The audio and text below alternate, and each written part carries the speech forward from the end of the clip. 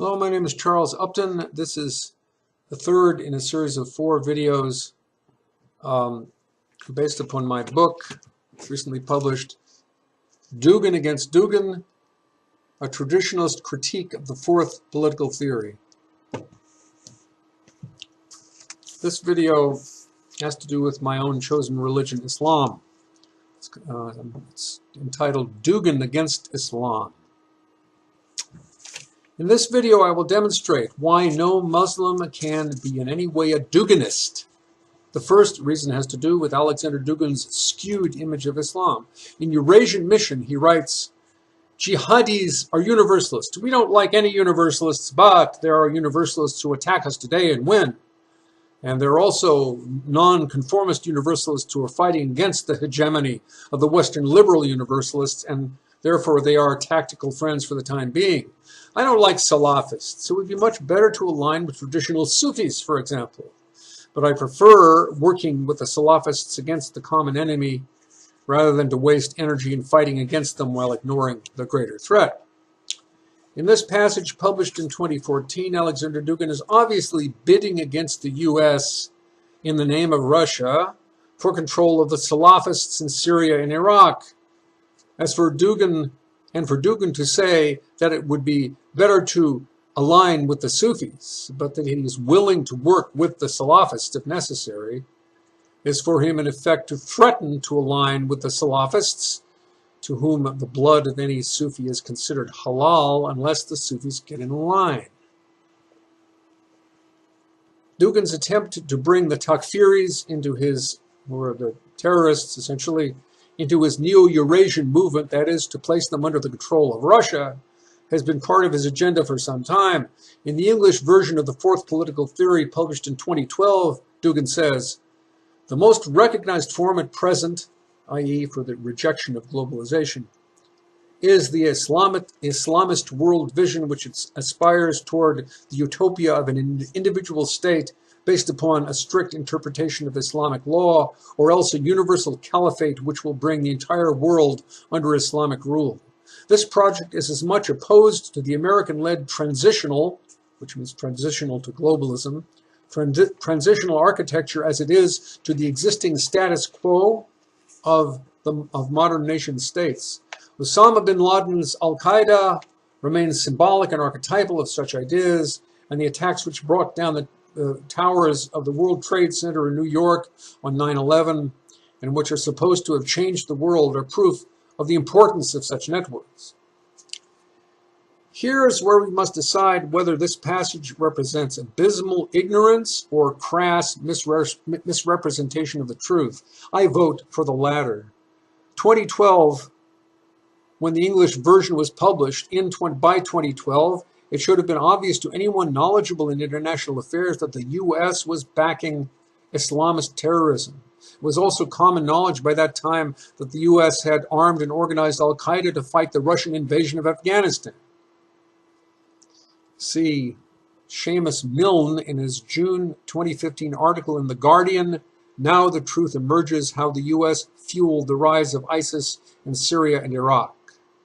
Furthermore, for all his willingness to posit the extreme Islamicists as universally significant, Dugin's picture of them is far from accurate. In the fourth political theory, he writes, "Those Muslims who lead the battle against the contemporary world must believe in the letter of every word of the Quran, ignoring any attacks from the proponents of tolerance who censure their opinions, finding them cruel and out of date. If a fundamentalist comes across such a commentator on television, he comes to a simple conclusion: he must throw out the television along with the commentator." Wrong. The Takfiri terrorists, whom Dugin apparently sees as the vanguard of the Islamic project, love television and the internet. Without them, where could they post their snuff films? They are in no way traditional Muslims, but modernist reactionaries against any modernism they can't control. They may believe that they are dedicated to returning Islam to its original purity, but the fact is that since they violate both the Quran and the Sunnah, they represent the worst form of bid'ah, innovation. Nor could the Takfiris by any stretch of the imagination believe every word of the Quran, given that their teachings are based on a sacrilegious abridgment of the holy book, one nearly identical, ironically enough, to that of the reactionary Christian Islamophobes of the West. They are particularly careful to draw a veil of darkness over the tolerance and pluralism of the Quran itself, doing all in their power to prevent their young dupes from stumbling across such shocking verses as these. He has revealed unto you, Muhammad, the scripture with truth, confirming that which was revealed before it, even as he revealed the Torah and the gospel. Say, O Muhammad, O people of the scripture, come to a word that is just between us and you, that we worship none but God, that we associate no partners with him, and that none of us shall take others as lords besides God.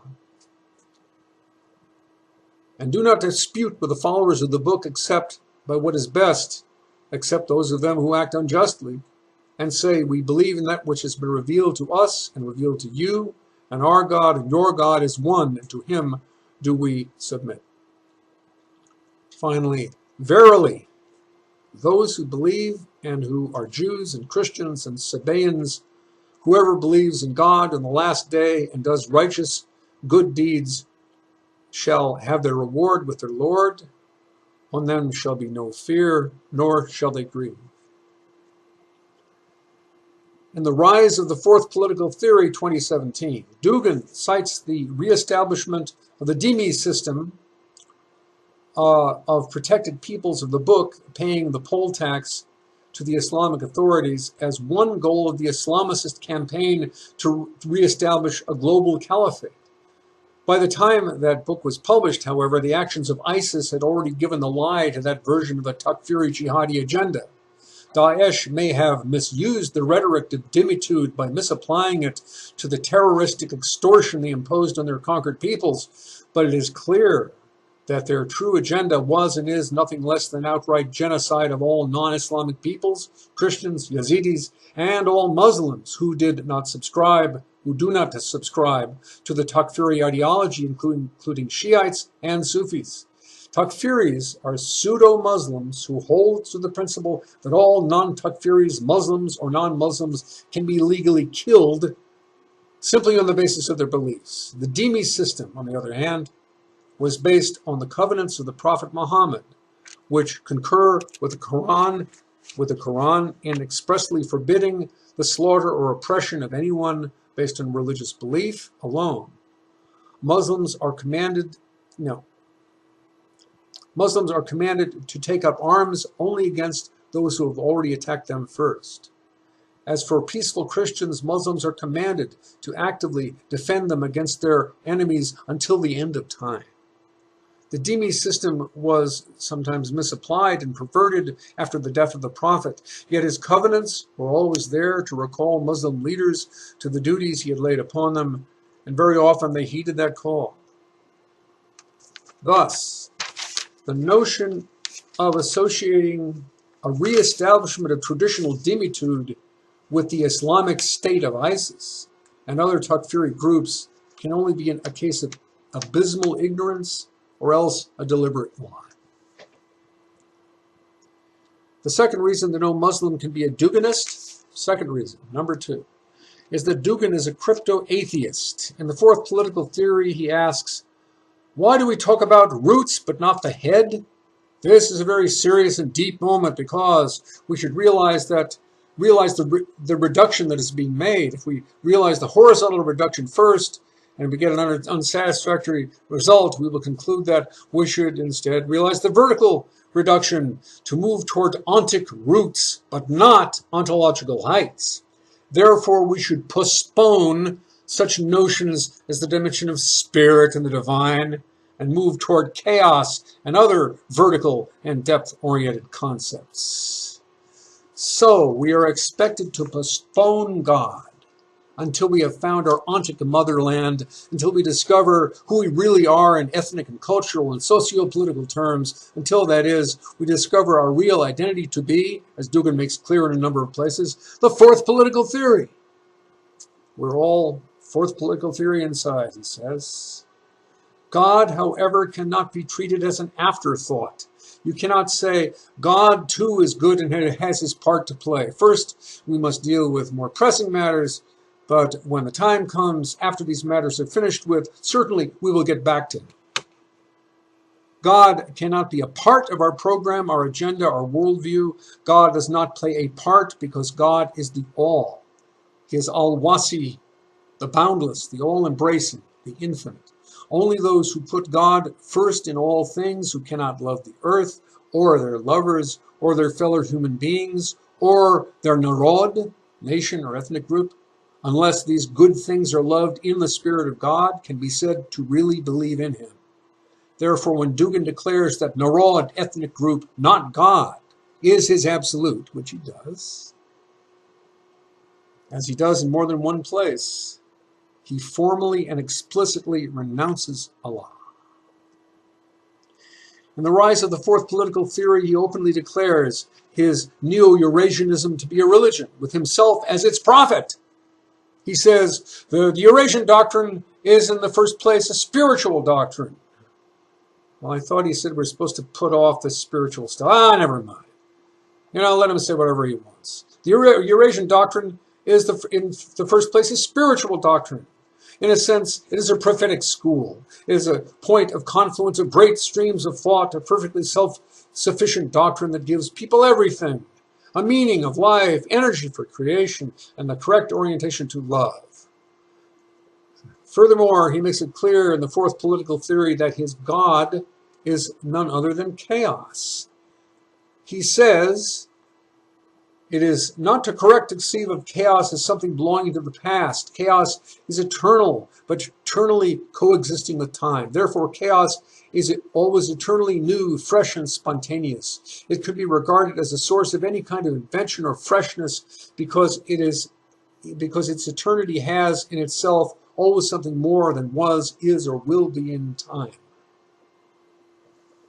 In identifying chaos instead of Allah with eternity, one of Allah's 99 names being Al-Samad, the Eternal, he directly contradicts the Holy Quran, which affirms, if there were in them, the heavens and the earth, other gods besides Allah, there would have been chaos.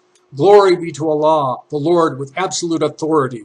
He is high above their claims.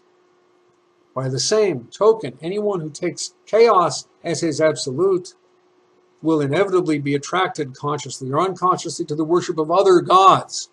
And who is better suited to play the role of a god of chaos than Shaitan? Not only that, but Dugin explicitly declares that the praxis of his Neo-Eurasian movement and his fourth political theory is magic. Magic. Here he says, Nietzsche said, not when truth is dirty, but when it is shallow, the seeker of knowledge steps reluctantly into its water.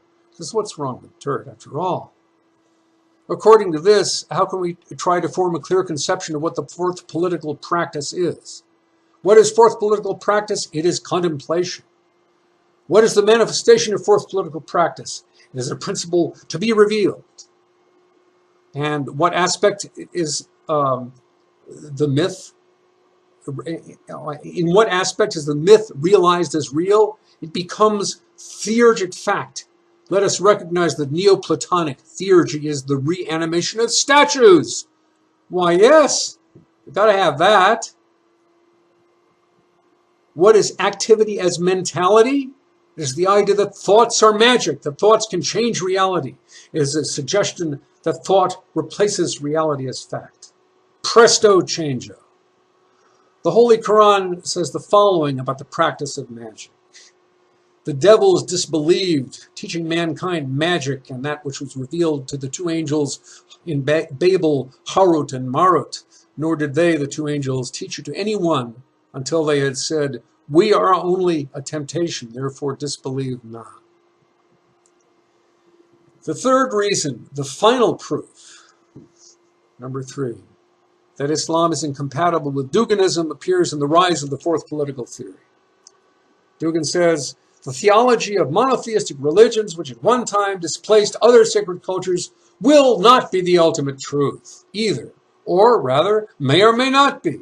Theoretically, nothing limits the possibilities for an in-depth readdressing of the ancient archaic values, eliminating the need to adjust theology to the rationalism of modernity, which I don't know anybody likes that. The adherents of the fourth political theory are free to ignore these theological and dogmatic elements in monotheistic societies, which were influenced by rationalism, especially in their later stages. The latter led to the appearance of deism upon the ruins of Christian European culture, followed by atheism and materialism.